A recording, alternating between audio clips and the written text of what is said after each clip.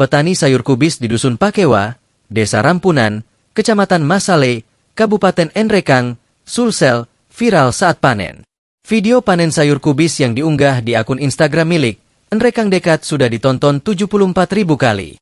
Hal yang membuat petani itu viral, karena ukuran sayur kubis itu berbeda. Kubis itu terbilang besar menurut warganet, nampak seperti bola sepak.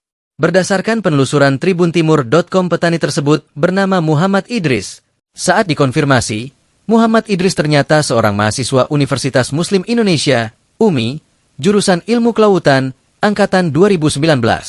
Dalam video itu, Muhammad Idris mengatakan menggunakan pupuk seadanya. Ya, prapaton pupuknya hanya pupuk biasa saja. Pupuk biasa? Iya, Ponska, urea, itu aja. Kurun waktu 3 bulan, sejak September 2024, Muhammad Idris mengaku mengeluarkan modal sekira 5 juta rupiah. Tidak ada. Cuma ini hanya pakai subsidi saja. Pupuk. Oke.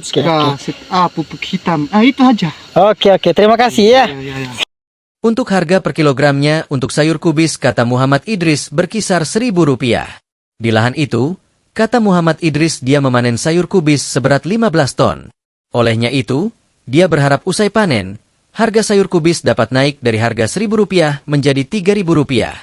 Harapannya semoga harga sayur kubis tidak murah, karena perawatan untuk sayur kol ini ya lumayan susah juga, katanya.